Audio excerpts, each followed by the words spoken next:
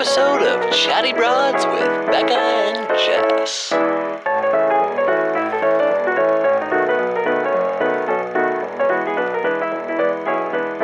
Well, hello, broads. Hello, Becca. Hello again. How are you today? Great. Well, this is we were recording a second episode today. We've been recording 2 at a time, and so we always act like it's the next day because we're coming at you from a different day. But we're not. Thursday. So good to see you again. But this is a special episode because we have 2 very special guests. But I do have to say, one of our special guests has been an OG broad, like from the get-go.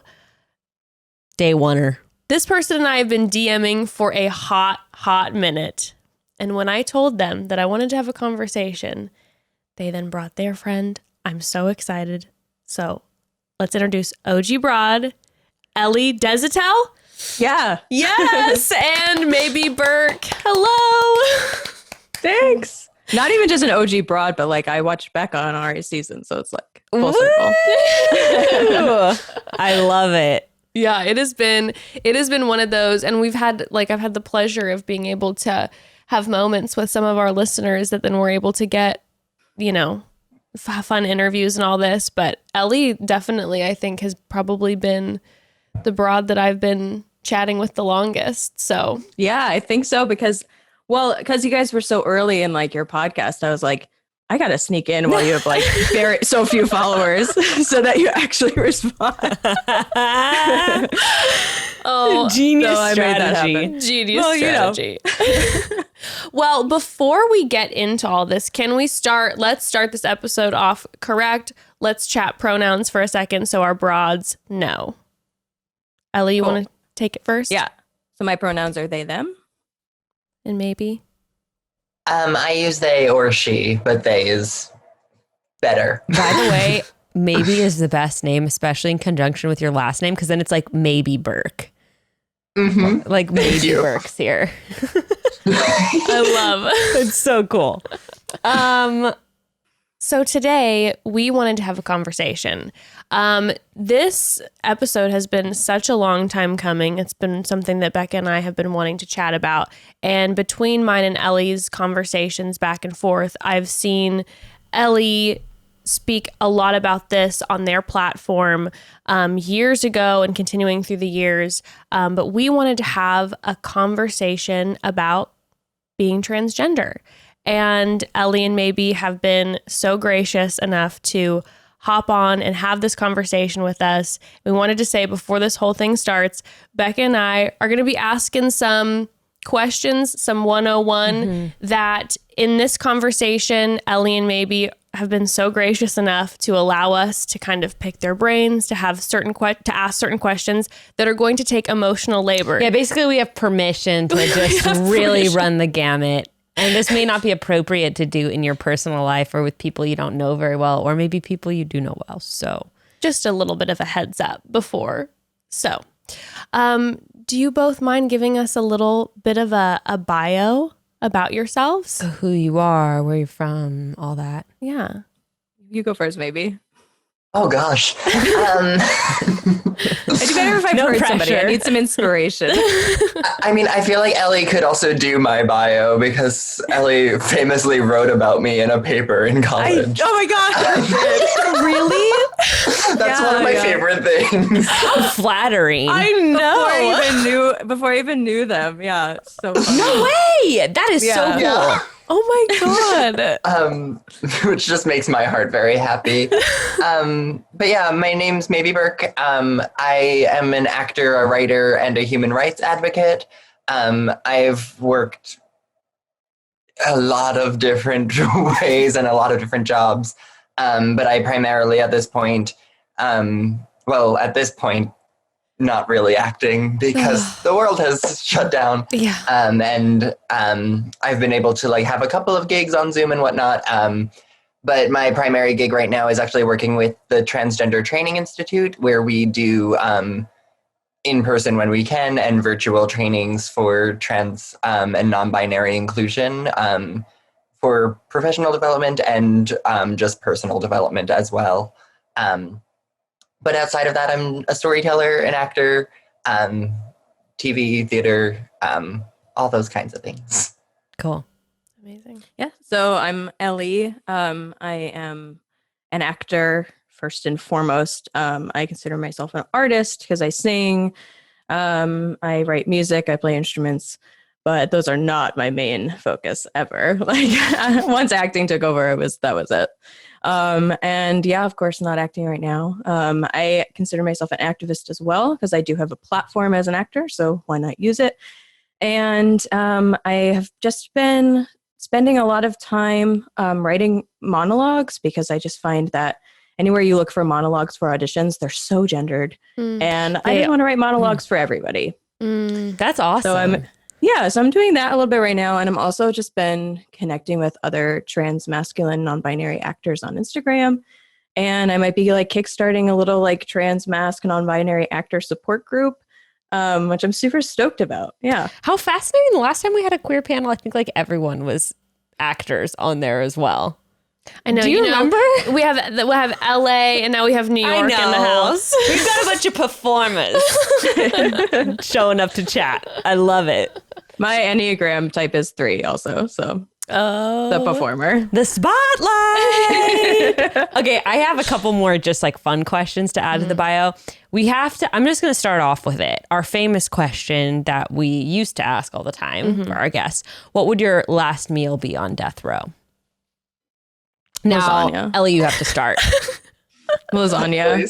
Lasagna, yeah. Yeah. Or scalloped potatoes.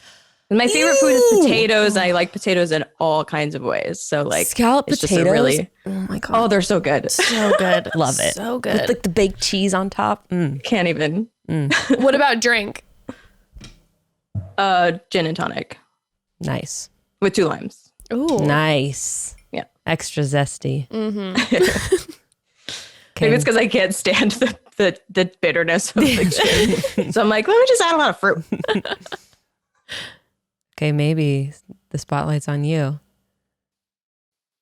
I'd probably have to say a Wendy's home-style chicken sandwich. Yes. I feel like that's one of the best answers we've had. Which might be revealing a lot about myself. You know what? Can we edit that out? I think I spilled too much.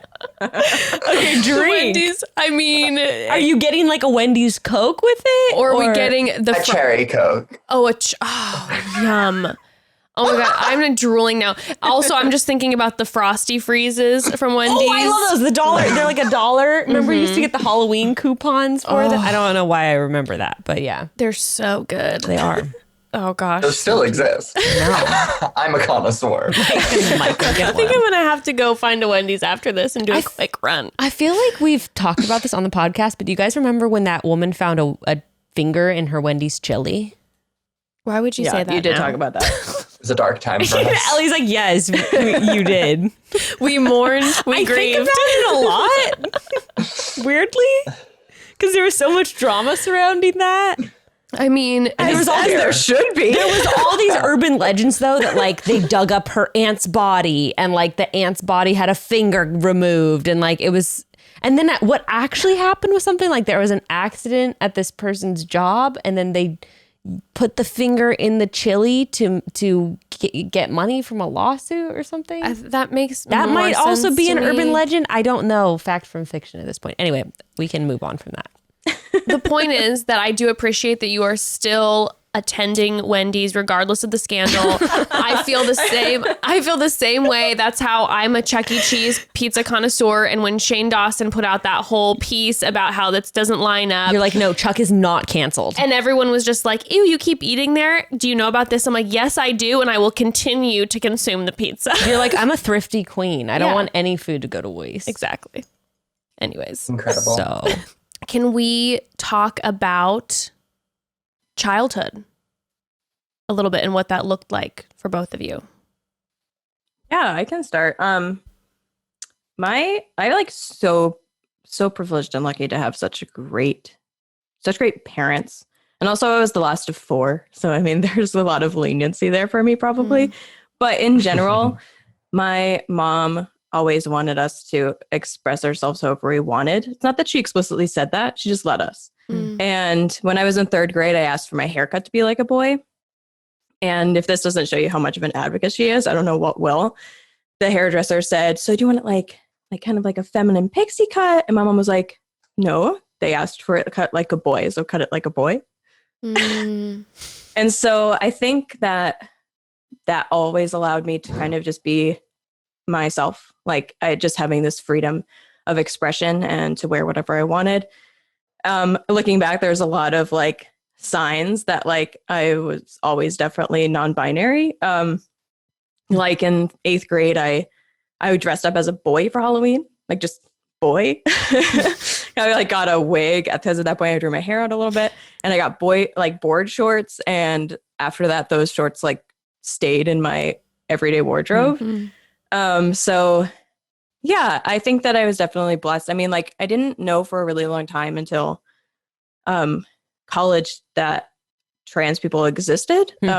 So I mean, there was a time in high school, we can get into that in a bit, but mostly I didn't really know what the hell that meant. And like until college, like then I realized like looking back, like, wow, I think I've always like even though I sort of had this freedom of expression and like being a girl was what I made it, but then I found what non-binary was, and I was like, oh, that's that's the definition of what I experience. It's not girl for sure, even though like I was expressing myself comfortably as, a girl. I never identified with it. It wasn't like, oh yes, I am a girl. Like that is my identity. Like it was never that. It was just, I was living life as a kid.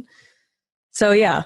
I think I was really lucky to have such a great family, and my siblings also, just like I looked up to them a lot. And my sister, drew on her pants. She was like such an expressive person. And so I kind of always, I always like looked up to that and mirrored that in my childhood. So yeah, I feel really great that I was able to be myself until I could figure it out myself. How old are you?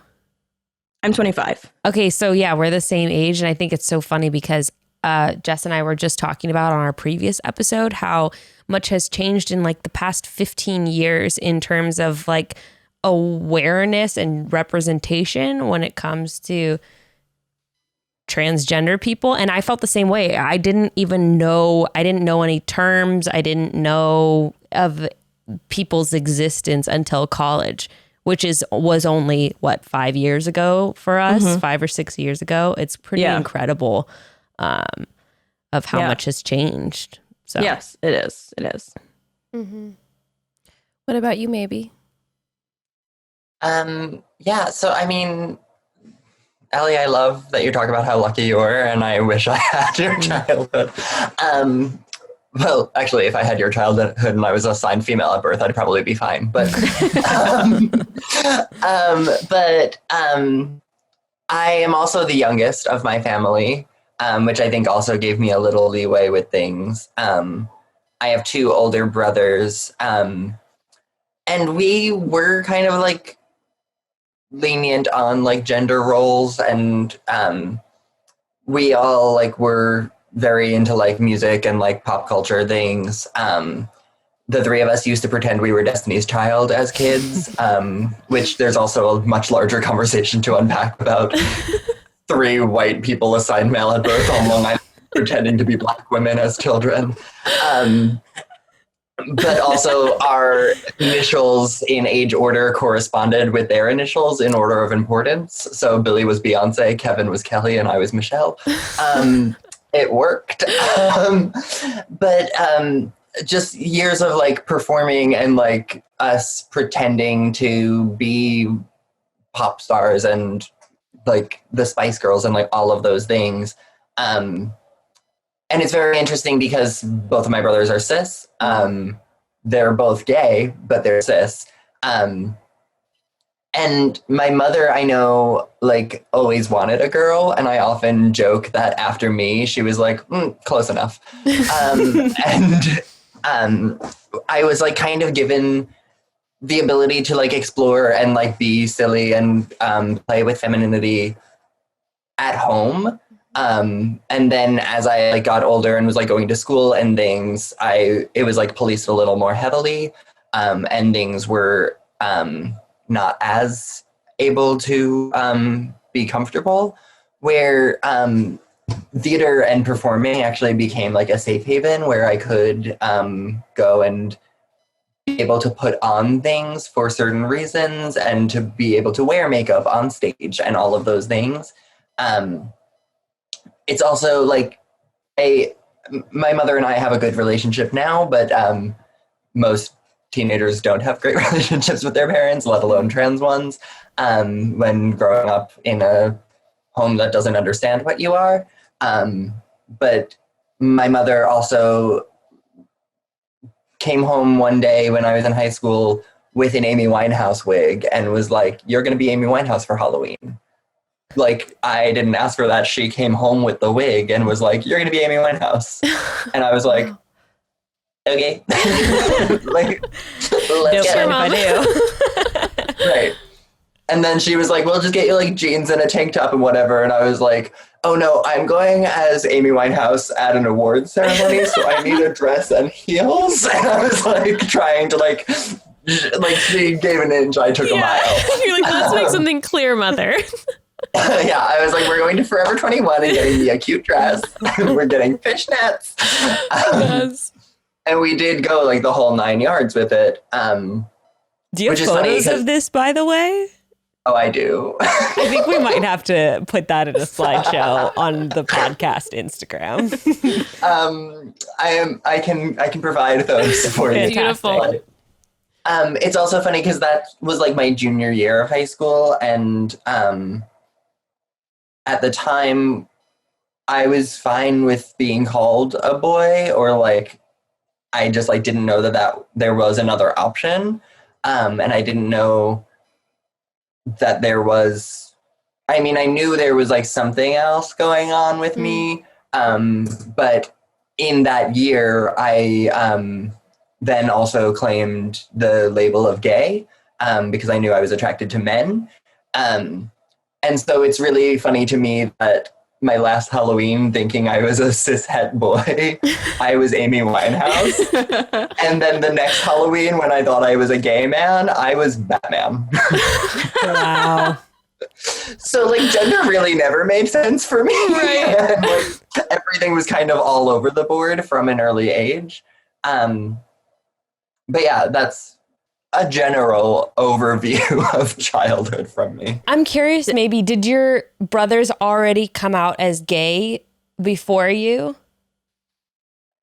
So one of them had. Okay. I'm the youngest, so like the one right above me had come out 2 years before I thought I was gay. It's funny because I actually called him to tell him I was gay, and it was like the 2-year anniversary of him saying it. We came out like on the same day of the same year of high school. Oh my God. Wow. Which is ridiculous. My other brother, who's the oldest one, he found out a little like later, or at least like was telling people a little later. I don't actually know how it manifested for him. But he told me he was gay, and I said, "Hey, me too." So like that was a very different experience.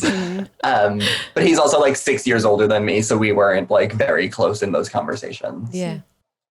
Okay, broads, I need to chat with you all about something I know we've talked about for a long time, but this has truly become a deeply important part of my daily routine, especially the last 6 months.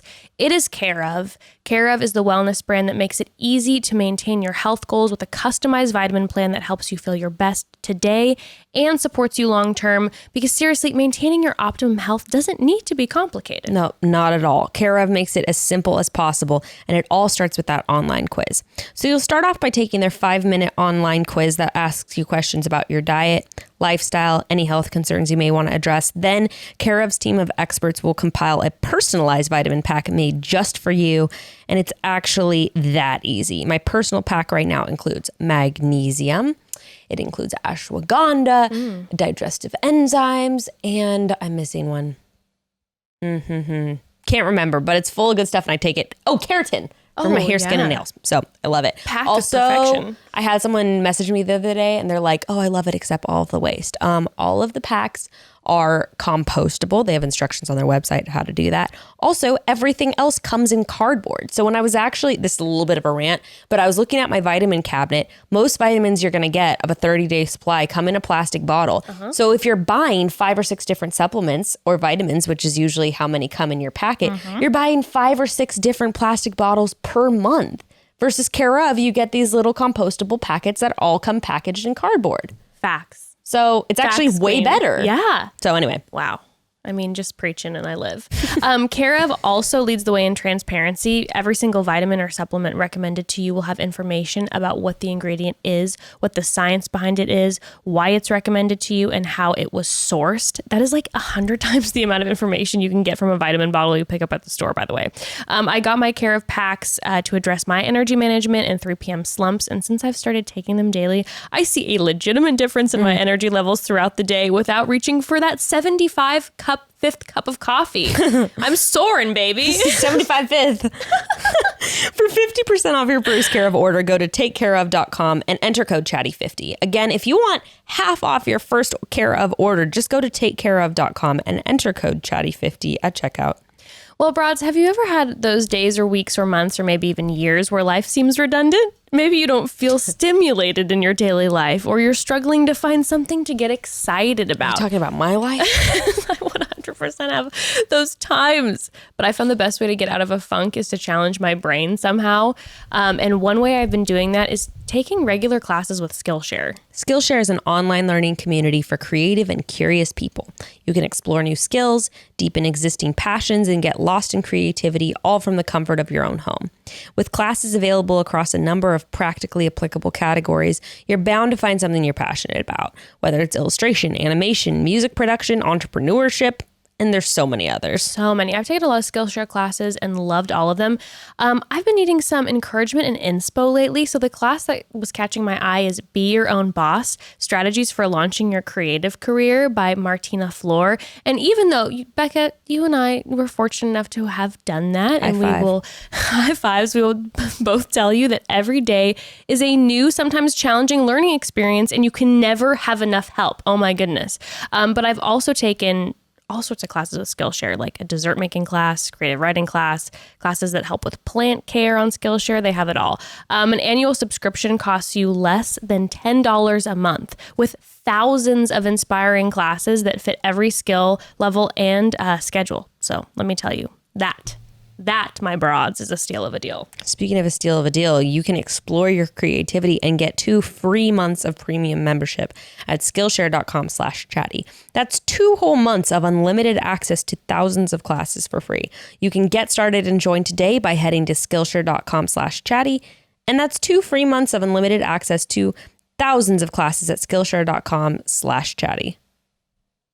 I'm curious when it was, because obviously we're having now this conversation where, we're saying, even like you, Becca, let alone how you both felt, didn't necessarily even know like what is transgender and that was a conversation. When did you come face to face with finding out about like your first experience when all of a sudden you're like, oh, hold on a second, transgender, and everything's starting to now come together? Yeah, like I had only ever heard the term transvestite. Like that was the only thing that I had heard like in culture at all, much less the difference between sex and gender and so on and so forth. My experience is odd because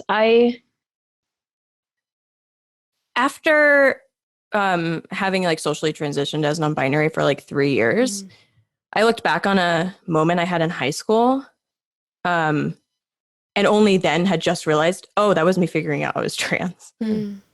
Because I repressed it so much because it was like not a great experience. I was 15, I think. Yeah. So this was like 2010. And I was watching Degrassi, and there's a character named Adam who is a trans guy. And he's like stealth for a little while. And then there's like an episode all about him. And this episode, I don't remember what it's called. I'll have to like look it up and text you. I'm getting all shaky talking about it. It's because every time we talk about it, it is a lot to like revisit. Because I just always thought like I never knew anything. I was like, I'm a girl. I'm comfortable with that because I was like, well, I'm just like weird, you know, like I'm just a weirdo. And like that was always my identity. Girl was like always just kind of like, oh yeah, that's what I am, I guess. So seeing Adam on Degrassi was a huge moment for me, but also so scary because his whole episode was like every trans trope you can imagine. So like somebody finds out that he identifies as trans and he's actually, you know, and he's AFAB, and he starts getting like harassed at school, like severely. And he goes home and his family doesn't really get it. He's like binding with the ace bandage. He's looking at himself in the mirror, you know, that whole like trans people looking at themselves in the mirror, at their bodies, like hating themselves, like all of that. And like, then even still in the same episode, he like goes to visit his grandma and his parents are like maybe dressed as a girl. And so he has to dress as a girl. And then he tries to go to school as a girl. And then like, it's this whole big deal. And so this was my first experience with knowing what trans is. Wow. And with all of that in one episode, you can imagine how confusing that is when it's your first time like having exposure to that. So I remember sitting after watching that episode and being like, well, I've always been a tomboy. Am I actually a boy? But then what does that mean? Am I a defective boy in a girl's body? Like, what is this? I don't like it. And it was just because there was a lack of vocabulary. There was a lack of empathy towards Adam in that episode. And like, there was just a lack of care, and it was all just like Adam dealing with it on his own. And then on top of it, he was new at that school because he came out as trans. And so then I'm like, do I have to switch schools if I start, you know, presenting as a boy? And it was like a two full days of just like panic and anxiety.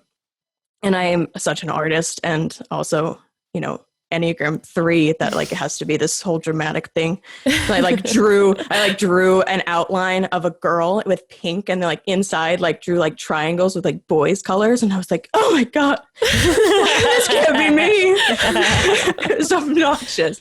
And I remember being in the car with my mom like during those 2 days and being like, I think I'm a boy, and like sobbing about it because like no, just like there was nothing for me to like help me understand what this meant, like nothing. And I'm like, if I do this, like I'm gonna get like harassed in the bathroom by a bunch of boys. Like what? You know, that's like what I was shown. And I remember my mom said, you know, of course my mom doesn't have any vocabulary to explain this, and she just tried her best. She was like, well, do you like girls? And I was like, no. And that's like a whole other thing, because then, you know, I go to college and I figure out I'm bi and like all this stuff. So like I did, not at that time, but like I didn't know. So I was like, no, God, no. And that was like the worst thing ever. Cause I had also like in middle school been called a lesbian. I was like an insult by another lesbian though. And I was like, oh God, it's like the worst thing you could be called. It's like, I don't like women. I am a woman. It's horrible. So that was my first experience, but like in with how dramatic it was, and like how, you know, dramatic for me and intense and upsetting it was. It's just so surprising that I repressed it, because I've always been really empathetic. Like I'm an empath. And so I struggled a long time in my childhood with like assimilating into like characters I saw. So like feeling like I am them because I just feel for them so much. And so that's what I chalked it up to. I was like, no. I'm just assimilating. I think I am this. I think I am Adam. Right. I'm not Adam. I'm me. So just chill out. And I like put it away. And so, and then like I was in 2015 that I started exploring my gender identity. And so 3 years after that, 2015, 16, 17, so I guess 2014 to 2017. So 2017 is when I looked back on 2010 and realized, whoa, how did I never realize after all these years that was me figuring out I was trans? And then I kind of had this, sadness for who I could have been if I had had proper representation shown to me at that time. If Adam had maybe been portrayed as this person that everybody like understood and like wanted to understand and didn't like just cast him aside as this like monster, So like, I wonder who I would have been if I saw somebody like the character I played on Rise. And that's why representation is so important to me. And it's so funny because when I wrote about that paper, maybe it was about trans representation in film, TV, and theater. And at that point that I was writing it, I still hadn't made the connection. And like representation of trans people, it was just so like there for me subconsciously. It was so important to me subconsciously that I got into it before I had even realized it had directly affected me back in high school. That's so interesting. It's real. It's so a really just odd like, oh, story. This is like something I'm just interested in. This is just like a random because I'm like, obsession. I'm a trans actor, and like I want to do this. So like, and now I'm really passionate about like what that's going to be like for me when I do make it into the industry. So like that's kind of how it became a thing for me. But I didn't realize it had so directly affected me as a 15-year-old. And so, yeah, I wonder like who I would have been. And I wrote a little like poem I posted like forever ago for Trans Day of Visibility about, that person, like who I might have been. And I wish I could talk to that person in those 2 days of trauma and just say like you figure it out. You figure it out. So like, just let the timeline be what it is. Yeah. And then otherwise, I figured out my gender identity through Tumblr. Very boring story. When I actually figured out I was non-binary, it was because of Tumblr. And actually Tumblr. My partner, actually meeting Ren, my partner and I are both trans and AFAB. And we were like lesbians when we started dating. It's so weird to think about. And Ren had always... Ren knew more than me about trans identities. And so Ren was sort of my first like real look into like discovering who I was. And so I feel so lucky that I had Ren and that we had each other because we were both figuring out our identities at the same time. And so like when we wanted to try a different pronoun and see how it works, we'd be like, hey, can you like call me your boyfriend today? It's like, so I do feel really grateful, and I'm grateful for Tumblr. I'm grateful for all the trans people on Tumblr and I'm grateful for Ren because everybody involved in that helped me figure out who I was. Yeah. Not Adam from Degrassi. Poor Adam. Well, and he was played by a cis actress. So I was going to say, I'm sure that the actor we don't have to feel bad for Adam. Oh, how interesting. Except for they did kill him off when they didn't know what to do with him. So. Oh, dear.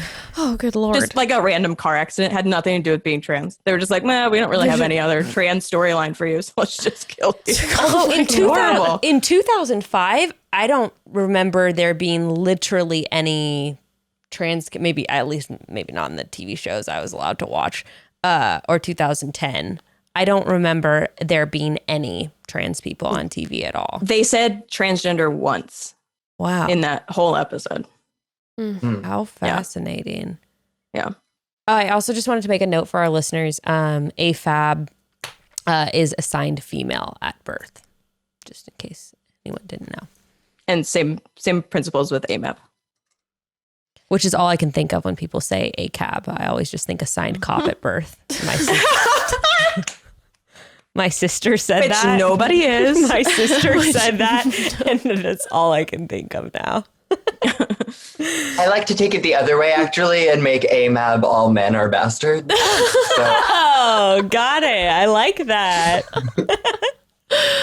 I love. All right, maybe. But that might be my own personal trauma. It's actually really interesting and funny hearing Ellie talk because my experience is so strikingly similar, actually, but obviously very different for different reasons. Where a lot of trans representation on TV for trans women and femmes is the butt of a joke. We're punchlines, or we're Rocky Horror transvestites, you know, like the difference you were Whereas saying trans earlier. mass characters are like just all about being sad all the time and being like depressed and like alone in your room, binding your chest. Oh my God. Right. Where like as a kid, I grew up watching Friends, and Chandler's dad, played by Kathleen Turner, Ellie is having a Oh my God. response to, is my first memory of like seeing a trans woman on TV. And being a person, being a little girl who like didn't understand that I was a little girl, seeing something that felt familiar and something that felt like me being like mocked and paraded as this joke and this thing to be demeaned, does a lot on a person. And like at the time I wasn't like cognizant of it, but it was a thing of like having that like Ring of Keys moment, that like I know you, you're something like me moment, and then internalizing all of the things that are said about that character and like all of the ways that she's handled, and realizing that those things will be said about you, and those things are going to be your life if you continue down this road or continue with these thoughts. And so that's like a lot of my childhood was like, oh, I'm not like that though.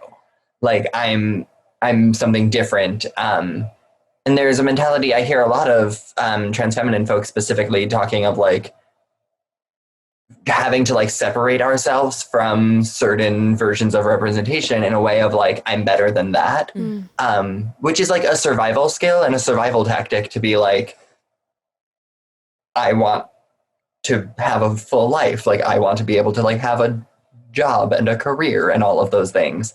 And so like at the time I wasn't really thinking about like my gender necessarily, but like I just like didn't have the verbiage for it, because nobody was actually like showing me people like me. Because actually the fact that Friends had a cis woman playing a trans woman is actually kind of revolutionary for the time.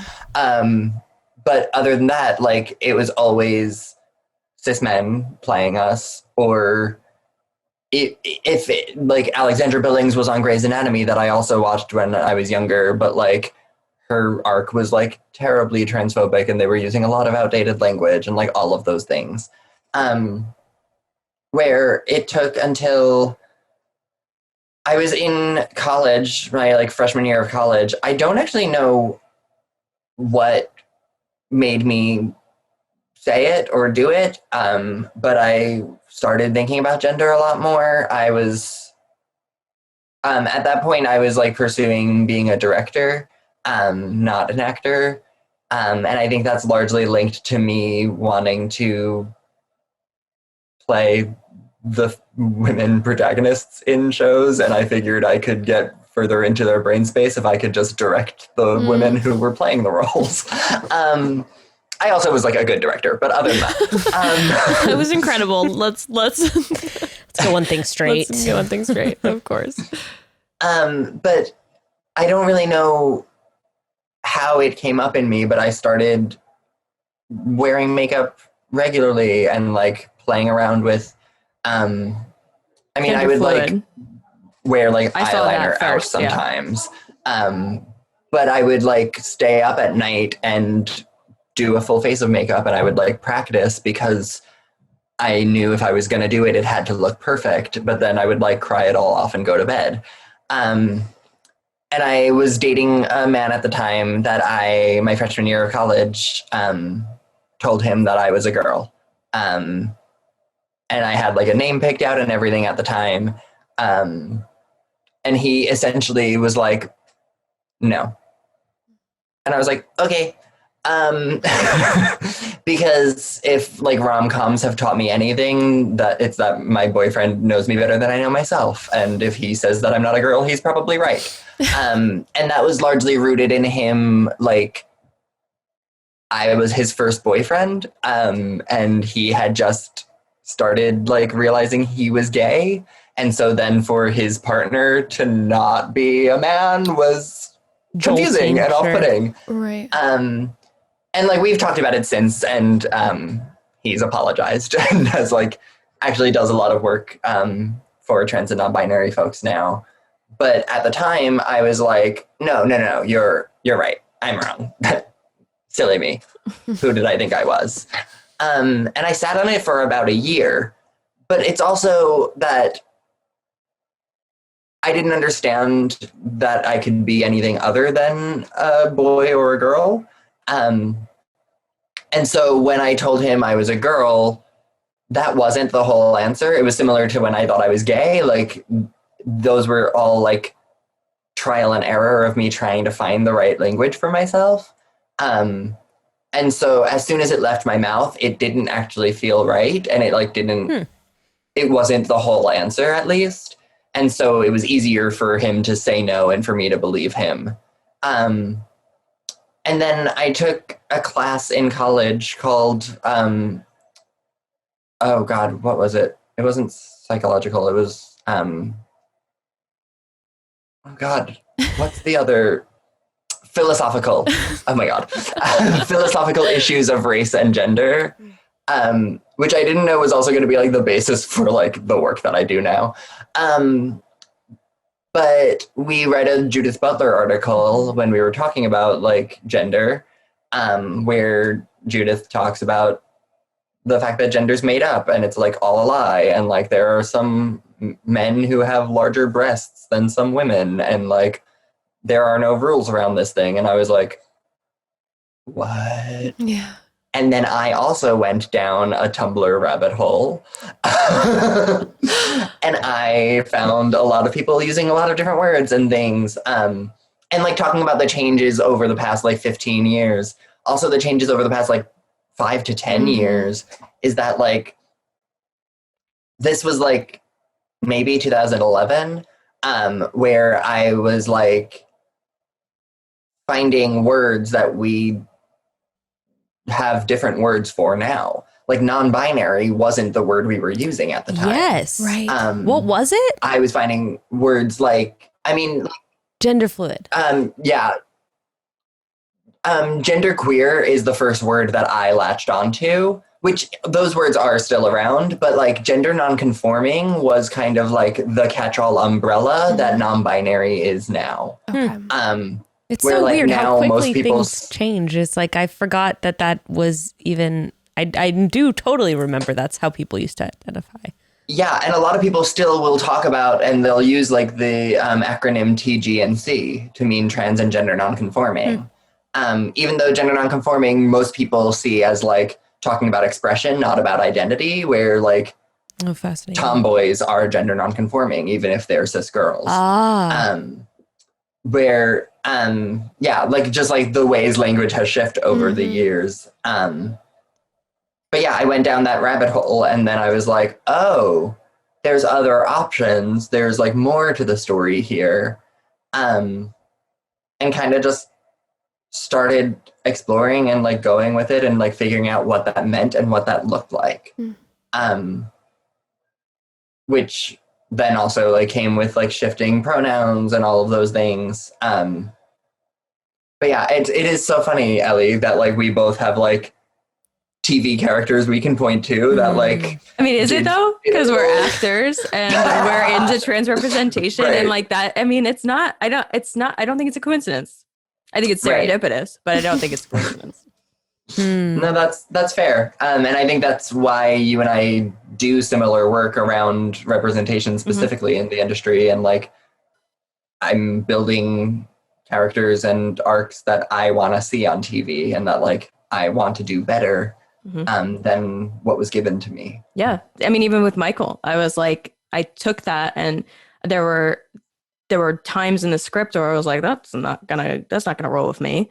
And like, I'm so lucky that I had, you know, like Jason Kadam's the showrunner. He was like just into hearing what I had to say about it. And like he changed stuff in the script because I said it needed to be changed. And like you work from the inside to better representation. That's what I always wanted. Like in college, I was like, that's what I want. That's what I want. And like to get that job right out of college was like a dream because I got to like actually do the work. And like you don't have to take a character that, you know, is going to deal with transphobia and deal with it in the same way you've seen before. Like as my character dealt with some transphobia with some football players, I was like, okay, so if this is going to inevitably have to happen for Michael, just because we have to talk about how he's trans all the time, like, let me not do it the way everyone else has done it, which is like get beaten down, you know, turn away, flee from the situation. Like Michael was just like, wow, these guys are ignorant. Let's leave because I don't want to deal with this. And like, just because you have that script that says this is what your character is dealing with, you can spin it some other way that makes it different than what you've seen it, which is what's so important to both of us. Yeah, I remember, so Ellie recently sent me a link and was like, you need to watch Disclosure, which came out numerous months ago. And Broads, I'll put a link to it here. It's on Netflix. You can watch it very easily. And I was must watch it. Must watch it. Absolutely. Yeah. And after I watched that, it just like hit me in the gut in a different way because, for instance, let's talk body image. This is obviously a conversation that is popular right now. People are now having movements where they're able to talk about it, which is great, and how there's been a lack of body representation. But you have, you know, a lot of like cis white heterosexual women feeling like I don't feel beautiful in my body because there's only a certain type of body that's represented. And now that's this big movement, which is important. But when I was watching Disclosure, all I could think about were those moments where I had, you know, seen magazines or watched things that made me feel like, oh, I had to have a certain type of figure or whatever. And all I could think about was, oh my God, how many movies and TV shows have I watched over the years where the only representation in the transgender community was, like you were saying, maybe either being made fun of or like I have to hate my body or it's the butt of a joke, or like what you were saying, Ellie, where it's someone who's beaten down. It's a violent scene.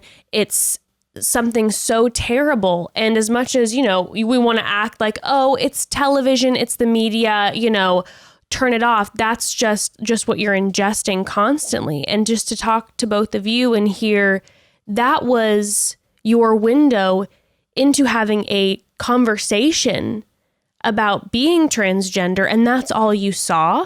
Not to mention everyone else who, cisgender people watching it, the what they're being seen portrayed as violence against transgender people. Yeah. And there's actually a study that I was reading recently, like about child psychology, and this specific parenting method talks about really like sheltering your children from what they watch in the first 10 years, because there was a study showing that on Clifford, they had a dog that had 3 legs. And throughout the episode, everyone was like excluding the dog with 3 legs and was being unkind to the dog with 3 legs. And at the end, they realized that like, no, the right thing to do is like accept this dog that's not like us. But children, after watching that episode, only modeled the exclusionary behavior. It was almost like we as adults thought that we needed to show that arc, but children didn't already know to exclude the dog that didn't look like them or the disabled dog. And so the children started modeling that violent behavior after, not the inclusionary message that we as adults were trying to feed to them. And I think that perfectly illustrates what we were just talking about, of how cisgender people then are being fed images of violence against transgender people or exclusion or whatever that may be. And then that's what we're internalizing. Just makes it worse. Yeah.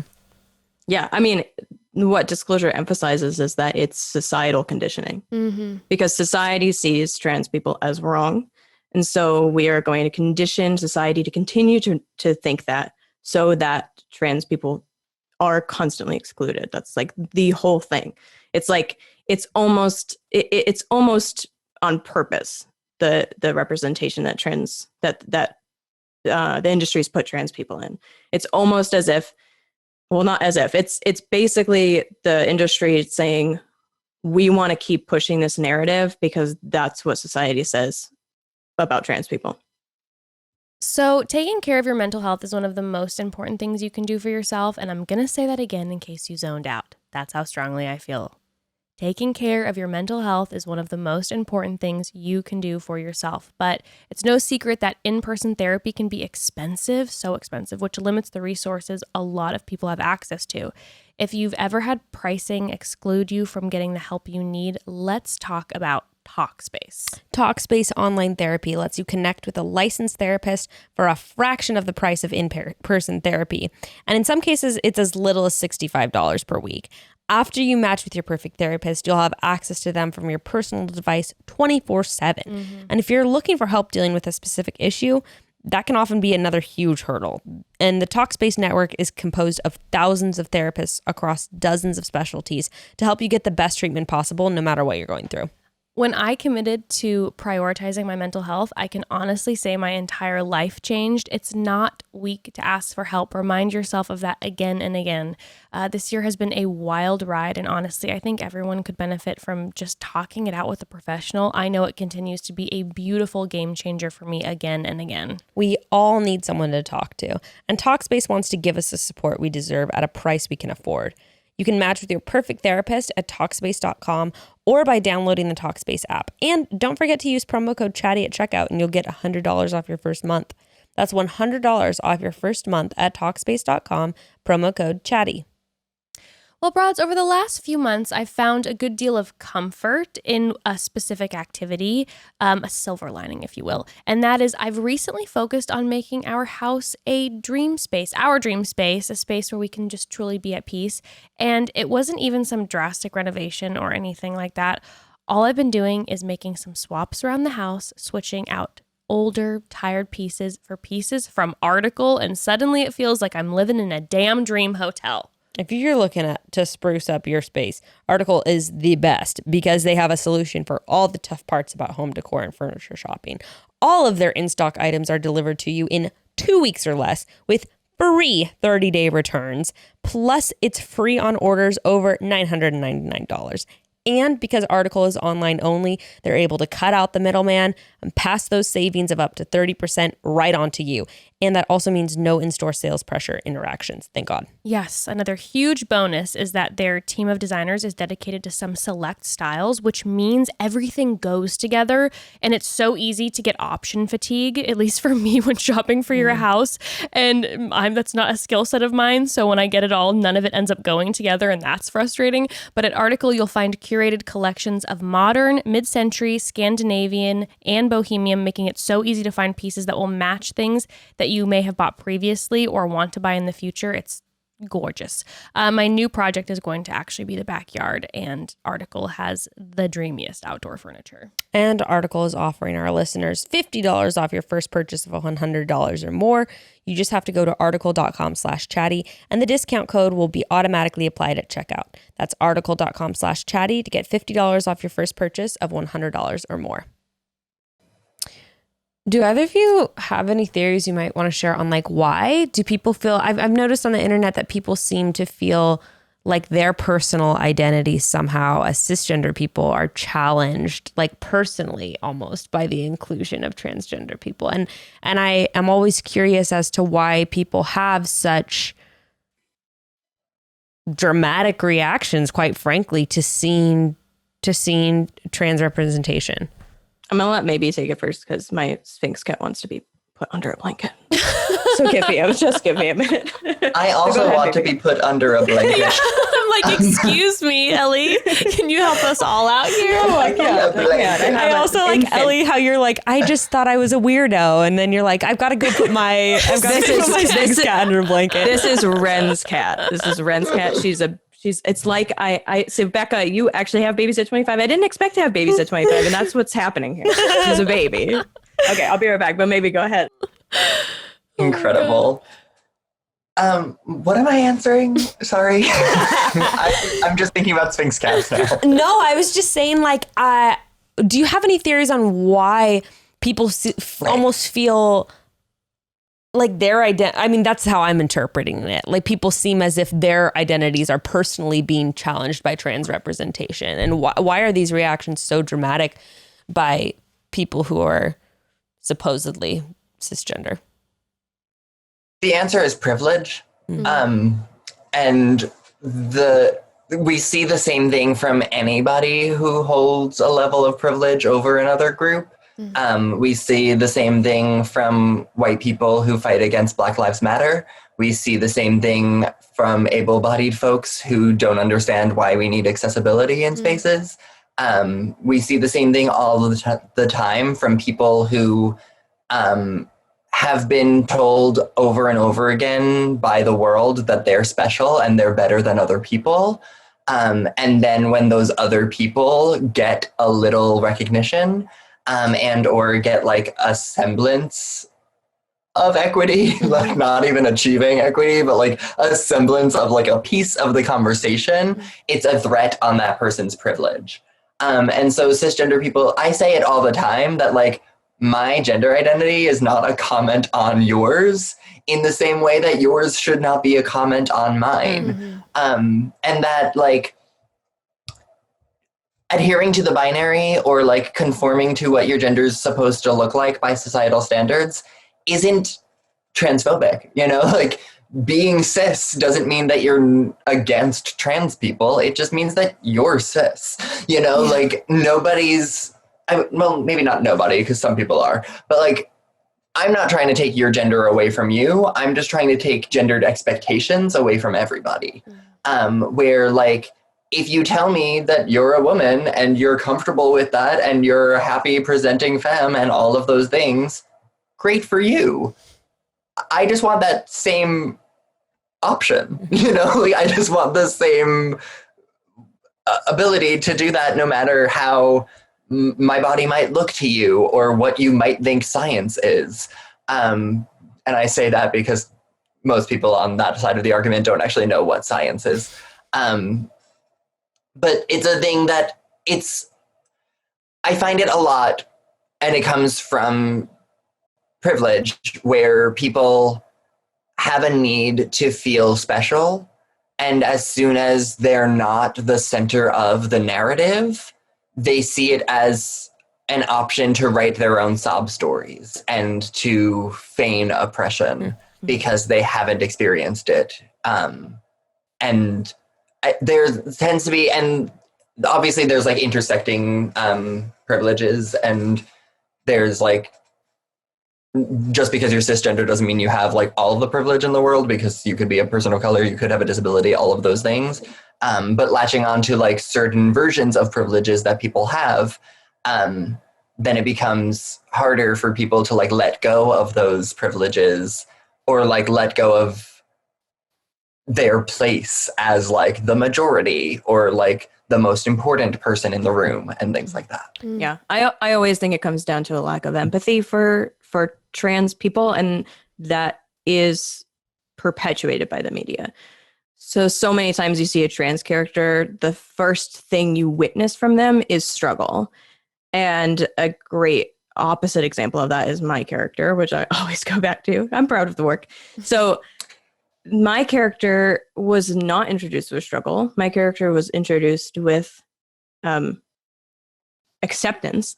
I mean, and excitement and happiness, because he comes out in the first episode and everyone's like, great, cool.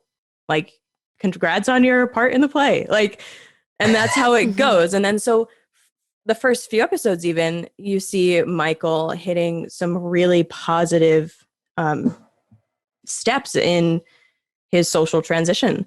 Starting to change in the boys' dressing room is like a huge moment. And every guy in the room is like, yeah, sure, no problem. And it just like, you could see that it was a much more nerve-wracking deal for Michael. But then, you know, once he actually makes that step, it's like, oh, all along, it could have just been that easy.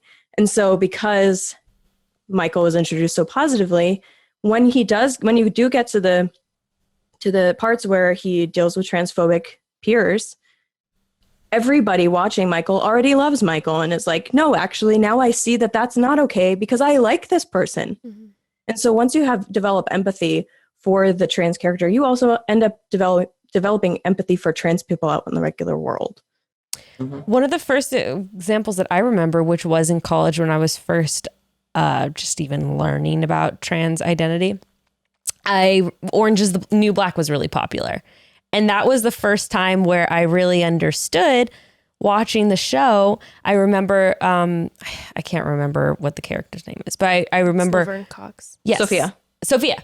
I remember Sophia's, whatever was happening. First of all, just the fact that Sophia was even in the women's prison, I was like, and had a job in the women's prison. Yes. I was like, immediately as the viewer, you just accept this person's identity because of their place in, where they're at. And that's how you start it with empathy. Yeah, exactly. And just automatic acceptance, where as the viewer, you're just like, oh, this person is a woman because they're in a woman's prison, which is really big, I think, in and of itself.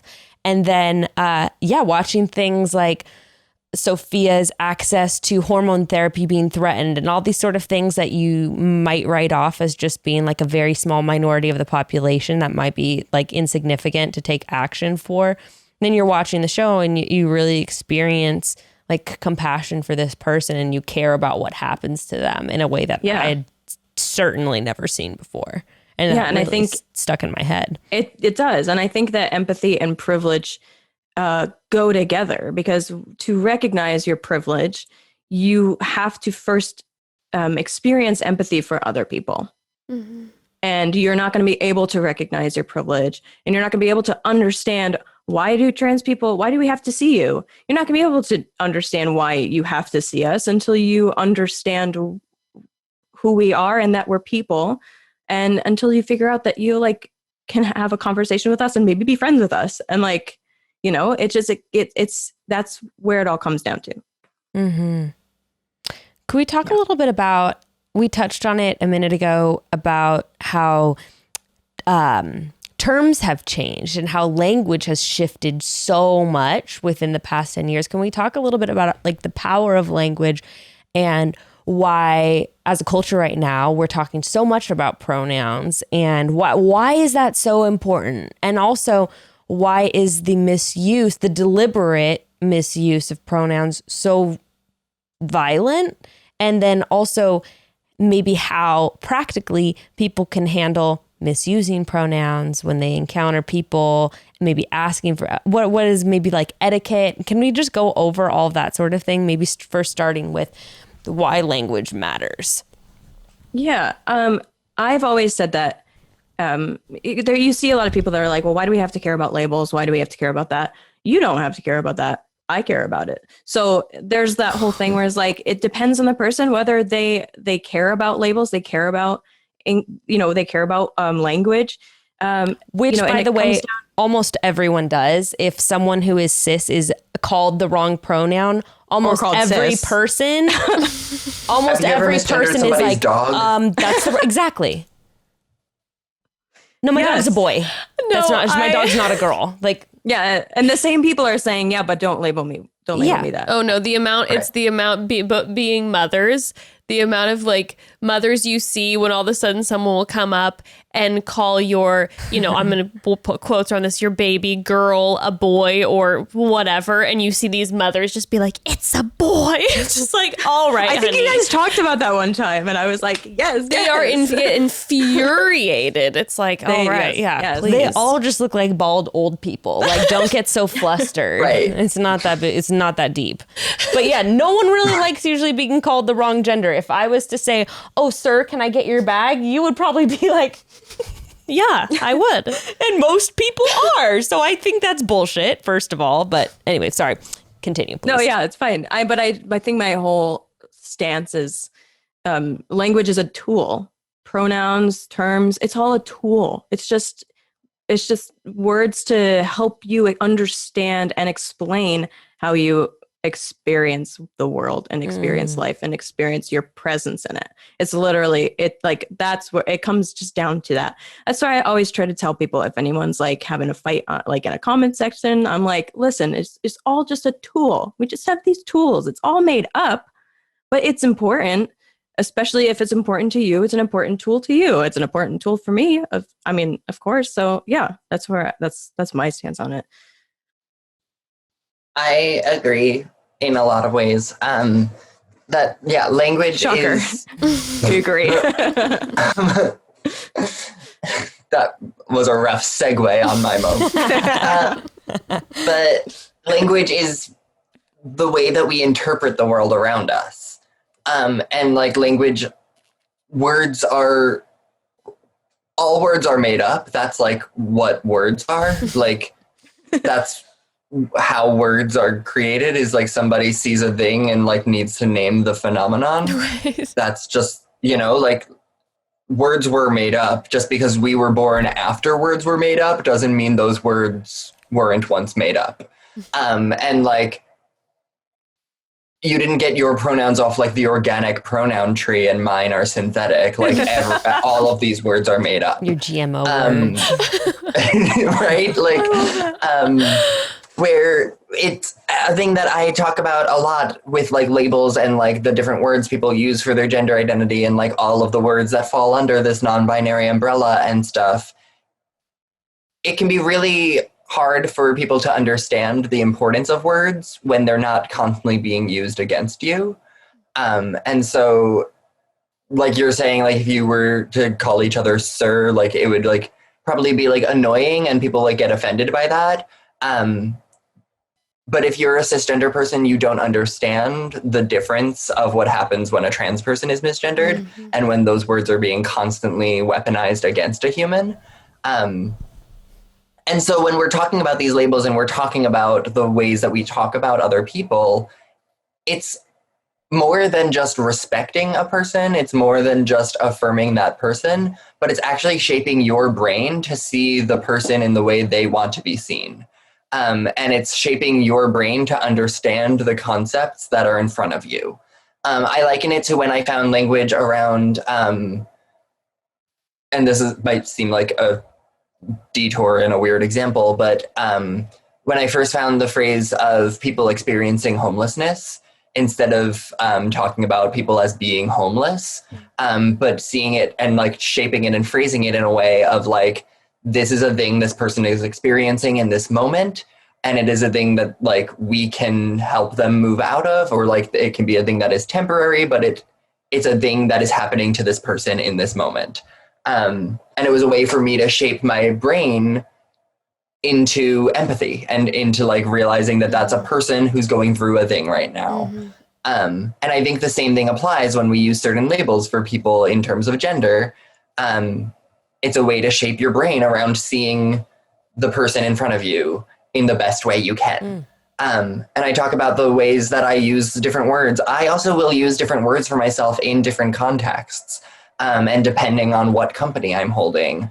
And if I'm being misgendered a whole lot, I'm going to start having people use she, her pronouns in front of me and start calling me a woman just to get away from man. And like I use words sometimes to my advantage in that way.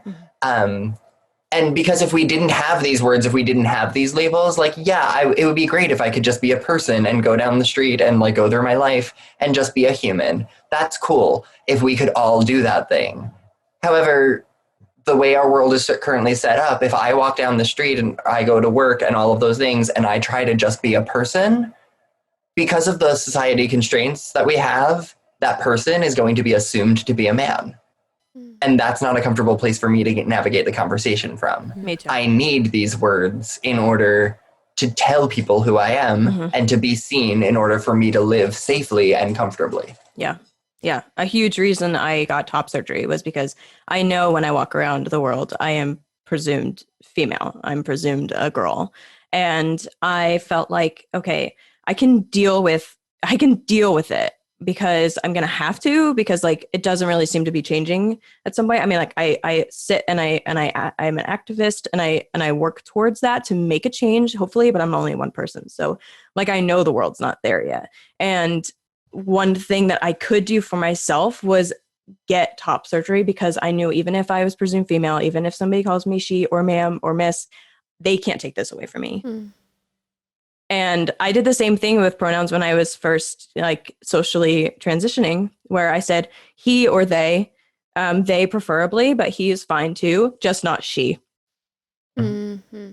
Like he was not anything I really identified with, but if you're gonna have a hard time with they, then at least call me he, because anything to get away from she, her pronouns.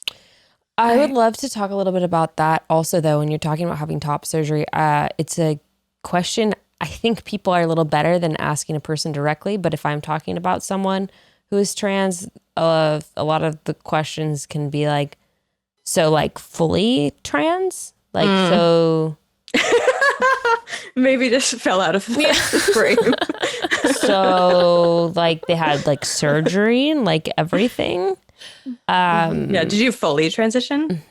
Are you done with your transition? Yeah. That was something in disclosure that I then kept getting hit by too. And like the representation on television was always in the old, like the shows like the Maury and the Sallys and all the talk shows where it was always just like, well, what's going on? Like, and it was always these inappropriate questions. What's happening? And yeah, exactly.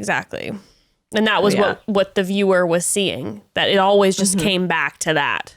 Well, yeah, the idea that your genitals confirm your identity and that's just the way it is. And if the parts don't match your identity, supposedly, then you're not, then you're faking it or something. Yeah, it's a whole other thing. Because like there you have, you know, so I'm non-binary. I identify as transmasculine because I feel like I'm mostly agender. I feel like I don't really have a gender, but I identify with both masculinity and femininity, but I just consider them energies. They're not like, they're not an identity. But mostly I just like want to feel like a pretty boy. Like that's my whole deal. And like my partner Ren is sort of on the same realm of that, but Ren decided to go on testosterone. And I didn't. And so there's like that difference where we're like both sort of, Ren's also agender. We are both sort of in the same kind of like flow, but we experience gender very differently. But like I, as a non-binary person, as a transmasculine person, I don't have any need or want to go on testosterone because I don't want to have facial hair because that just does not align with me. The thought of it makes me dysphoric. And top surgery was a really difficult decision for me because it came with a lot of like, nobody tells you like in your early 20s that you're going to go through a second like female puberty where your fat redistributes in places and you become like kind of like a birthing vessel. And so I gained weight in places I didn't care for. And I always thought, you know, my sister and my mom have bigger chests, but I never did. And I was like, oh, cool, I'm not going to have that. And then I started having that. And so that's where my dysphoria started with my chest. I didn't have it previously because I felt comfortable in my body. And so it's a whole thing of like dysmorphia and dysphoria, and can they coexist? And they absolutely can. And it took me until after I got surgery to realize they were always related. And so dysphoria and feeling and transition options, it's all specific to the person. It doesn't matter. Like, and I wanted to do this if we had gotten a season 2 of Rise. I wanted Michael to go through this kind of journey of figuring out if he wanted to go on T, but he's a singer. And so, and he always liked his voice, but he sort of felt this pressure from like, well, every other trans mask and trans guy is going on T. So shouldn't I? And so, and inevitably, because I'm not going on T, I was like, well, we kind of have to face that at some point in Michael's storyline, that I'm not going to go on T. And so Michael then is not going to go on T, and we're not going to fabricate it because we've seen that happen in film and TV and it's awful. So yeah, I mean, and for Michael, you know, whatever pros and cons, like he would have weighed with himself on like what he wanted to change and what he didn't want to change, like considering his voice and maybe other things, you know, inevitably he was not going to go on T. And so it's just everybody's choice. And I know a trans guy who is a musician and he is, let's say, quote unquote, fully transitioned because he is socially transitioned. He is a guy and he doesn't want to go on testosterone because he doesn't want to affect his voice. But he's still a trans guy. Like, he's a trans guy. It doesn't matter. Hormones, like physical transition is a whole other thing. Like social transition is also a whole other thing. So also people always bring up like in the comment section. Of course, this is when I'm quoting any of this, it's always from the comment section, right. Of course. The peanut gallery. They always want to bring up, you can say whatever you are, but like in the end, biology, blah, blah, blah, blah, blah. Which is like, I get it. I do get it. Like 10 years ago, I would have said the same thing. Like I totally would have. And it's ignorance. And unfortunately, what a lot of people don't know is that even if we're talking about basic biology, somewhere around 1 to 1,000 to 1 to 2,000 babies are born intersex, meaning that there's no distinguishable sex. So if we're, which unfortunately, baby is prepared, I think, with like a bunch of sources right now. They're ready. Which unfortunately is it's what's even more sad is that usually the automatic medical response and response from the parents is, let's sort that out. Which is, we gotta distinguish. We gotta find one, and that means that there's non-consensual like surgeries and stuff that can take place. Talk about bodily trauma from birth. But I mean, if that's something that people don't even talk about, is that there's a whole section, a pretty large section, relatively speaking, of our society that does not have a biologically determined sex. So yeah, that's Ellie is right. I do have a soapbox here. Have you seen their Instagram? I mean, like, full of sources. So many sources. It's fantastic. It's funny when I teach these things and when I do trainings around this. A question we often ask the participants when talking about biological sex is, how many biological sexes do you think there are? And a lot of folks who know about intersex people might say 3, but a lot of people say 2, where there's an estimated 29 different sex categories that folks can fall into based on the umbrella of what intersex can look like. And so there's a myriad of different ways that people are born. But historically, intersex has been thought to be like a dysfunction or like a problem that needs to be fixed. And there are air quotes around all of these words as I'm saying that, if you don't see them. And so the thing is, you're saying that it is like a decent amount of people who are born intersex, but I actually think the numbers we have around it are incredibly low because when we're talking about biological sex, we're not just talking about the ways a person's genitals look. We're talking about the combination of genitals, primary hormones in the body, and chromosomes. And we're not testing kids' chromosomes when they're born. Like, nobody's really testing chromosomes unless there's like another thing going on with the body and we need to figure something out because of it, you know? Right. And that's a thing where intersex is so underexplored and underdeveloped because a lot of times when these non-consensual surgeries are happening on kids, they then don't even know that they happened. So a lot of people grow up not knowing that they are intersex because their parents internalized shame around how the doctors dealt with it and never told their kids about the surgeries. Or it was their intersex, but it's something about like the hormone distribution in their body or their chromosomes that we don't test unless there's a certain reason to do that. And so a lot of people go around not knowing that they're intersex. I actually low-key think that I'm intersex and I haven't gone to see an endocrinologist yet. I've been putting it off for like maybe you're fully making me feel years. Well, that's That's the thing that you never know after about this is done. chromosomes. You never know about hormone levels. I mean, like, and hormone levels change all the time. So, like, what is sex even? Yeah, right. Nothing. But it's a thing that a lot of people are pushing to have like the same conversation with sex that we're having with gender, because it's a thing that comes up a lot when we're talking about trans identities, because a lot of times people find out they're intersex when they start medically transitioning because they meet with an endocrinologist and then they learn things about hormones in their bodies. I actually had a friend who had this like it was a family friend, and he was probably in his 50s, and was always feeling like very like, this is not, I'm not in like my correct body, like just shame, struggle, living like in the church. So there was way more shame attached. Ended up having to go to an endocrinologist for something else, saw the hormone, the chromosome levels. It fully confirmed that this person who had female genitalia, no, those chromosomes, that told different. Wow. And then ended up finding out. So affirming. And then ended up finding out, speaking to his parents who were very elderly, that yes, indeed, there was a surgery. That is, and it like, so affirming. And it changed. I have also chills. It changed. It changed his life. Yeah. Everything. Yeah. In like the most beautiful way possible. I want to make a note for folks listening that like that is an amazing, chilling story. That is very affirming.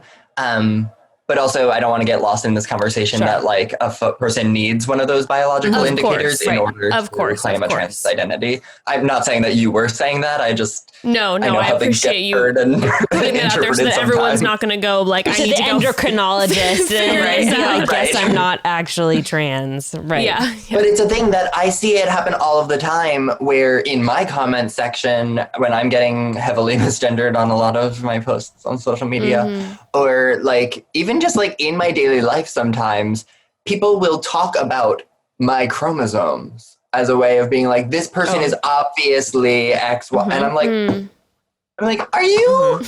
I see that so much. I don't even know what kind of test goes into figuring out what my chromosomes are. Like, I don't know what kind of doctor does that. Like, it's such a limited scientific understanding that they probably just got from high school biology. Sure. Like, you cannot just go out and argue people's identities based on what you like learned maybe in a high school science class. That's probably not even accurate. Like, don't.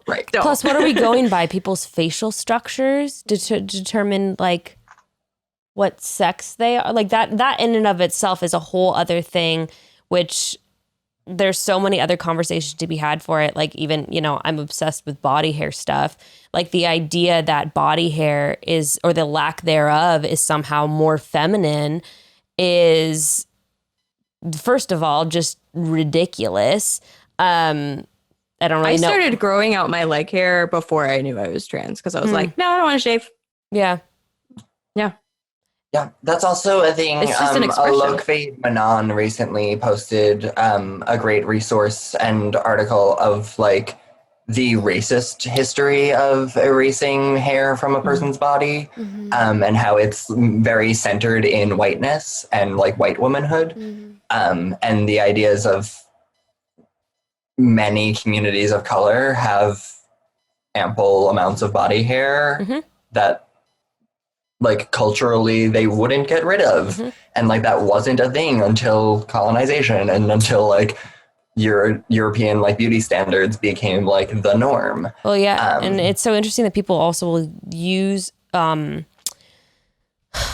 use that as an insult. Like, in my comment section, people will be like, oh, I see that a lot. Are you a man? And I'm like, okay, do you think you're gonna insult me by that? Like, dude, I don't know. It's just very interesting that people will throw that around as like, that's an insult. Like, are you a man because you have body hair? Like, wow, how disgusting that I would have identifiers of a man, even though I identify as a woman. Like, that to me is just bizarre. Everybody has body hair. Yeah. Also, yeah. I mean, unless they have alopecia. I mean, like, it does, depending. Right, but like, to like, that goes back to like that Judith Butler article I was reading, like to say that like because you have body hair you're a man is ridiculous. It is bizarre. And just like goes against biology. Like that goes against the fact that like most humans are born well after puberty like to have body hair. Science like, tells you that you're wrong. Okay, right. So that's just it. Right. And unfortunately, it can be so these rigid ideas of gender expression can also be traumatized for people who are cisgender too. For people that identify as women and, or, that are cisgender women that are then they're being erased because, they have a lot of armpit hair or have a beard or, you know, or men that have, or women that don't have breasts, you know, cisgender women that don't have breasts who then feel like they have to get surgery to confirm their identity as a cisgender woman. It's craziness. And that's also a thing that comes up all of the time. I know, like, specifically on the topic of, like, women and femmes, like, a lot of people talk to me about the fact that I can't menstruate means that I'm not a woman. And I'm like, what are you saying about postmenopausal women then? Like, what are you saying about women who can't menstruate? Like, do you hit a certain age and you have to turn in your woman card?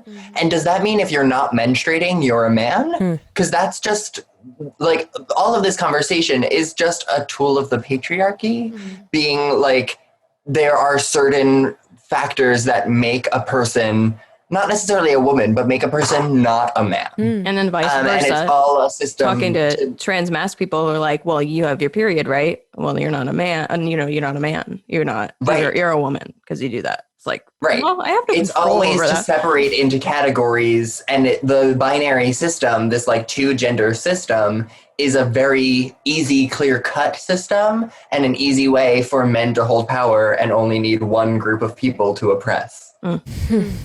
Simpler that way, right? It's all just a structure of society. It really is. And because there's non-binary people and people under the non-binary umbrella and intersex people, and we're learning all about you know, intersex community. Like the society structures are breaking down and people are panicking, you know? Yeah. We were just talking about this on our other episode too. I'm reading this book right now called The Fourth Turning. It's really fucking good. But the author just talking about how in these there's the I don't have to give the whole thing because I just talked about it on Tuesday. But basically, we're in a period of crisis right now, like a 20-year period between 2005 and 2025, according to like this cyclical structure of time that some people identify time as.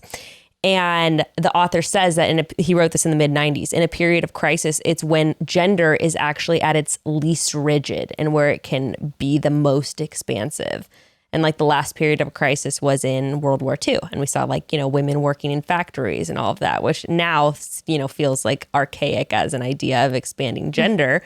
But at the time, it was a big deal. And then now looking at the period of time between 2005 and 2025, it's pretty profound, the amount of expansion that's currently happening.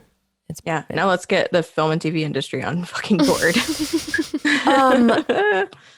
Can you talk a little bit about that? About like, what can we as cisgender people do to like help this expansion in representation? In TV and film, you mean? Sure, yeah. Well, have trans people involved in all parts of creating film and TV. Crew, writing, my God, writing, please writing. There's so many trans writers that need to be included more. And if you're going to have a trans character, definitely have at least 2 trans writers, have at least 2 different experiences in the room. And, but in society, normalize pronouns, normalize asking pronouns, normalize putting your pronouns in your bio, even if you're cis, because we all have pronouns. So we can't just assume everyone else's pronouns.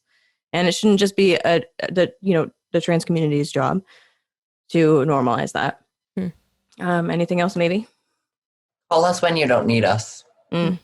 Call us in when you don't, not only when you're telling a trans story. You should have 2 trans writers in the room, whether or not there's a trans character. That's true. You should be able to see trans actors for roles that don't have to talk about their gender identity. A lot of what I was doing when I decided to pursue acting full time was, I want to play like the quirky best friend on a sitcom.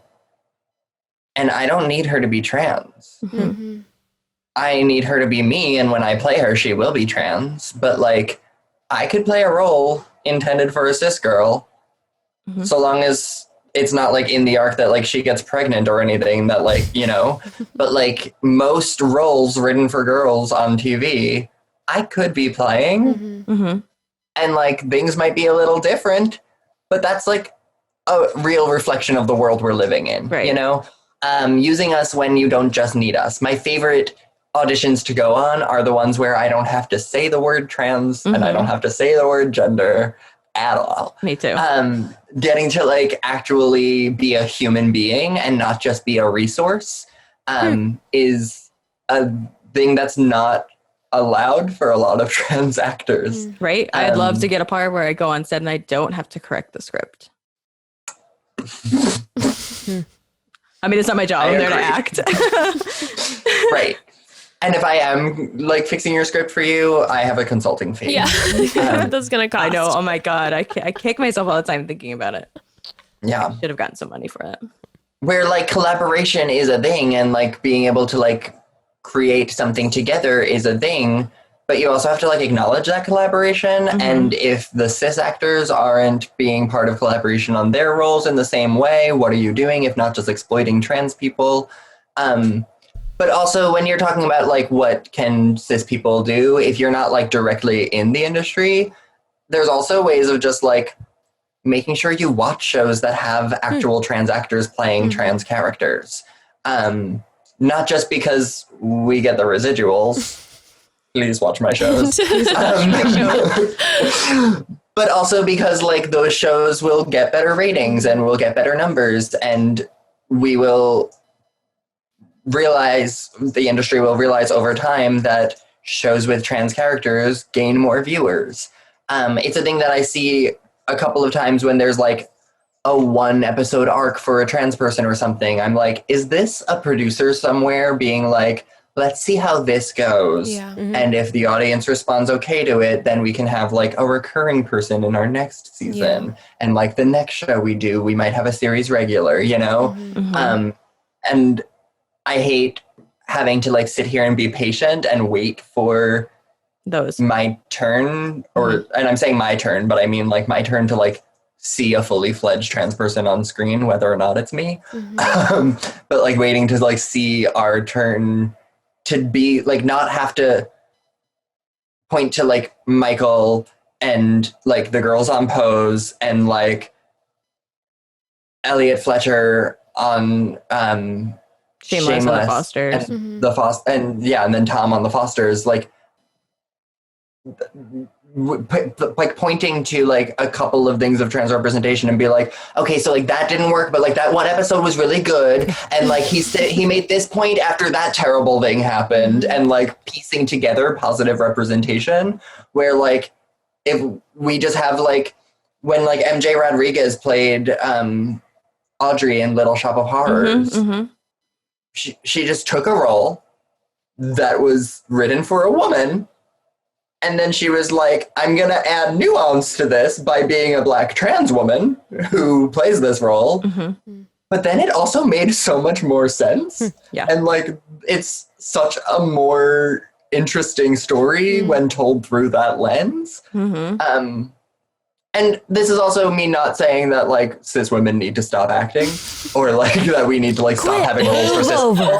It's like those stories are important and those stories are real, but like, how many flippin' times can we watch the same stories happen with nothing new going on? Right. Well, Where like I mean, we have the cis people and just like have us be their friends and like build a group of multiple identities and have them all be humans and all be equals. And not just trans mask teenagers in the friend group. Let's see, like trans mask adults. Like we can't just have Brian Michael on 911 and everything else he does and Age Kate Dillon, old, like in Billions, you know, we can't just have like 2, you know, AFAB trans mask like adult representations. Like why are we always like so like why are we always turned into children? You know, like what is that saying about trans mask and non-binary AFAB people? That what does that phase. say? What does that say about you? Right. Shut up. I know. I'm like, oh my God, I'm so constantly worried about aging out, but like, that's not gonna happen. Like, and like, I'm so grateful to like go out for these auditions where like, I'm going out for like teenagers mostly, you know, but like, what does it say if like those, I don't really get not like trans roles that are adults. Like pretty much all the trans or non-binary roles I get, they're teenagers. What about college? What about like college students too? Like, what about that? Like, and I have I have like a golden concept for a series that surrounds a college non-binary student. Like, I mean, because I was one. So, but like, what does that say?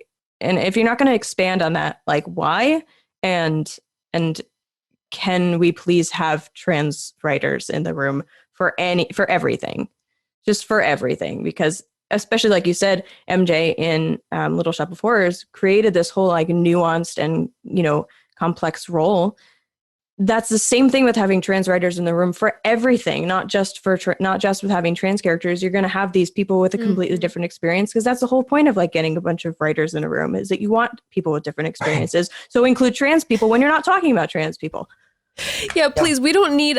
Listen, it just goes to show in the industry, there's a reason why all they're doing now is remakes. It's like, we don't fucking need a remake. We need a new story from different perspectives. Don't want to see live action Lion King. And that's like, if we are doing remakes, like when I heard they were remaking Will and Grace, I was like, great. So Grace is a Black lesbian. Will be Korean. Karen's an older white trans woman who came out after being rich and like getting wealth. And Jack is like non-binary. Like, I'm here for that. Yeah. Also, can we talk about But then they just brought back the same cast, and I was like, no. Yeah. I mean, people want to see something new, something interesting, right? Even if we're just talking about basic ratings, how that would get people talking. I mean, if you're just someone trying to sell the show, I mean, come on a base level, it's a great idea. A great example of a successful show with like all kinds of queer characters in it is Sex Education. And while there's no trans character yet, I'm waiting for the trans character, which I think there might be next season, but I don't know. I get that audition. Right. I know. Oh my God. After watching it, I was like, do you need like an American non-binary exchange student? Yeah. Like, Grant and I were obsessed, by the way. So Anyone who hasn't seen that show, it's so good. So fucking and good. You should watch it because there's so many different people involved in that show. And while there should be more people of color in that show, it's got a really well-rounded cast and a really well-rounded take on high school and take on sexuality and on adulthood too. Even like you're seeing older people being represented in having sexual relationships and all these. But then you see how successful this show is, right? So like, if it's successful, then the industry needs to take notes that queer storylines are really exciting to watch, especially if they're not just all about being queer. They're just literally having sex and learning about their bodies and learning about each other and just dating. Like, come on. Yeah. It's fun to watch. Yeah. I don't want to watch a heterosexual couple anymore. Especially teenage heterosexual couples. I'm like, I won't even how many times have I seen that? I won't even let my husband and I have sex in front of a mirror anymore. I'm like, I'm so bored. God, Evan, can we make this like not so fucking heterosexual? It's so boring. Evan, we are heteronormative as shit. We need to shake it up. Introduce a new character. Where's our trans writers? Again. God damn it, Ellie. Where's the trans writer for my life? Oh man. Well, thank you both. I mean, honestly, and I just want to say this. I know this is going back to something, but I just want to thank you both specifically too for being like really open and vulnerable with your personal stories, because even just hearing just at the top when you're explaining your childhood and like coming into your being and all this, what was sticking out so much to me before we even started to have the conversation about verbiage and representation was that both of you kept saying, I didn't know because I didn't have a word for it, which makes me want to like, ugh. It's just like, I know this sounds like this. I'm sorry. What are you apologizing for? I'm just saying. You didn't take the words. Oh, I'm so sorry. I thought you were about to launch into saying something. I thought you were preferencing it. I'm sorry. I'm like, don't be sorry. No, I'm saying like, I'm sorry. Like when I hear your stories and when I'm watching something like Disclosure and I'm just like, I'm sorry. And I'm going to try harder and I need to. And I think about bringing. Well, you do. And that's why I listen to your podcast. Well, and I deeply appreciate you. But I think even, you know, of course, making it selfish about me, I look at my child and I think, oh my God, what if there are words that Ember has there's no words. So she can't move forward. They can't move forward. And so I just want to thank you both for being so vulnerable and like expressing that, because I think that's so powerful to just hear a personal story. So I really appreciate it. I mean, I think that there's maybe less to worry about for, queer youth coming up, because they like know what they're talking about. They know who they are. And it's because there's better trans representation. Kids look to me and like, they're like, because of you, like I figured out that I'm trans. Like, it's just, it all comes around to representation. It is getting better. And you see it in the flourishing queer youth. Well, and that's also a thing that when Ellie and I were kids, social media wasn't at the stages that it's at now. And like, I was like a MySpace kid who like I was only friends with the people I knew in my life and in my social circles, where like now you can log on Instagram and follow the transgender hashtag and see. That's a really great thing to do if you're cis. It's a really great thing to do. This just follow some really awesome, like not like trans umbrella hashtags, and as find people that you just fall in love with and like, and just want to follow. I know you both cited Tumblr, which I thought was so interesting, because I'm just thinking now about like TikTok. I'm obsessed with talking about TikTok because I don't understand it. But like what kids have now, like the world at their fingertips and representation at every corner, even if they're not seeking it out, which is the crazy thing. Yeah, TikTok is actually, I got on TikTok when like the world shut down, because it's like for me to have like controlled little creative outlet. Like a minute to do a thing.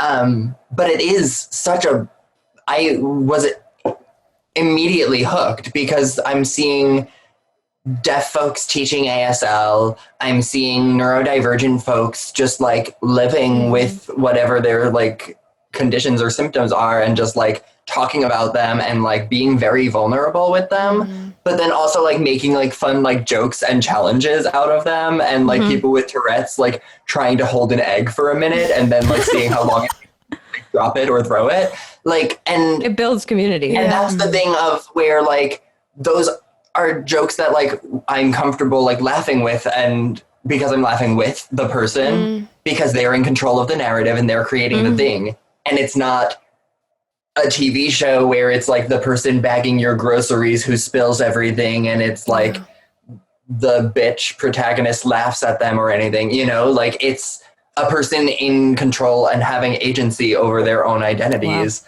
And I see that all over TikTok across identities and across different experiences, and it's so exciting to see and watch. I'm like, I literally got on there and I was like, I'm just gonna like make some videos and like do this for whatever. And now I like scroll through and I'm like, what can I learn? Who can I see? Like, show me the world, youth. It's just all. I know when I downloaded it, I'm like, oh my gosh, I feel so embarrassed. I'm so old downloading this, and I'm thinking I'm just gonna see like teenagers like doing these dances. I'm like, why am I sobbing over TikTok right now? This is ridiculous. Yes, ridiculous. But well, okay, so let the broads know, where can they find you, anything coming up. We'll put it all in the episode notes. We'll have it on our Instagram, broads, just so you know. So please plug. I'm Ellie on Instagram. Like, Ellie. This is the simplest way I could explain how you could spell it. And I'm that on Twitter as well, but I'm never on there. But yeah, I mean, if you want to follow like my top surgery journey, I'm posting on Instagram. And watch Rise on Amazon. We'll never get a second season, but please watch it, because I will get residuals and you'll like it. And you'll wish that you didn't watch it, almost only because you'll want a second season. And watch Disclosure. I mean, I have a little feature in that, and the story I told about my, about seeing Adam on Degrassi, I did have an interview with Disclosure about, and there's hopefully going to be some more Disclosure content coming out in the next few years. So we'll see. I just know the director a little bit. He's told me, because there was so much content. There were so many hours of footage that just didn't get included. And my interview is also part of that. So Yeah, but you'll get to see a little clip of me singing, and I know a lot of celebrities watched it, and like Emma Watson heard me sing, so it's so exciting. I'm like, you know what? It's fine. And you know what's really funny? You're gonna watch it, and you're gonna say, "Wow, Ellie's clip was back to back with Adam from Degrassi." I don't know if they did that on purpose. Whoa. Kind of full circle. Oh my God, I need to rewatch now and like take note of crazy. this. Traumatic. No, well, I was like, oh, I kind of hate that we're back to back, and that they like showed the clip of Adam as if it was like kind of like a positive representation of a trans mass. But just knowing my experience and now you all knowing my experience, you'll see, you know, that back to back and know my story, and that's important to me. Love. Go watch Disclosure on Netflix. It's free. Go watch Disclosure. It's long, but it's really, really important. It's free if you have a Netflix. Oh yeah, account. yeah, true. That's not how free works. Just get your friend's Netflix information. Right. If your mom's uncle's brother, Right. which I guess would be. Yes, and throw it into their Netflix feed. Oh, so there you it'll go. come up for them. Yes. Oh my gosh, yes. sneaky. I love the Attack them. sneakiness. I'm Start gonna it start over at the doing beginning, this. so it says continue watching. Yeah, I'll and just then go it's on at my the beginning. dad's and just start watching all this shit, and then like gonna now change like his trying to get in his password. brain. Yeah, like Incredible. love. I love that. I'm across all social media, Instagram, Twitter, and TikTok, at Believe in Maybe. I'm on TikTok too. Same handle. You same are? handle. Yes. I need to follow you. We're doing acting challenges, I think. Well, okay, Anyway, we go need ahead. to duet then. And yeah, if you have a Hulu account, you can watch the last season of Ramy I was on, or the most recent season of Ramy. It's not the last. They got picked up for a third. And I think that's all. I don't really have anything upcoming because the world shut down. You have a little moment on but Tales of the City. I did have that as well. If you have a Netflix account, I think Awkwafina's Nora From Queens also just went up on HBO Max that I'm also on. And if you're interested in like learning more or like doing better by trans and non-binary folks, if you go to transgendertraininginstitute.com, we have a series of different programming that we offer, from like half-hour webinars on like getting comfortable with pronouns. It's to like Skillshare, but for trans 3-day people. or 4-day Cool. sessions Oh, that's of being a better ally and an advocate to trans folks. Yes. So it's a way to put some money into trans facilitators' pockets and learn and build a toolbox of how to do better by trans and non-binary folks. Fantastic. Love that. Well, thank you both so much. So appreciate you both. We'll put all that in the episode notes, and go watch Disclosure. And Yeah, thank you so much for your time Rods. and energy. And with that, chat soon. chat soon.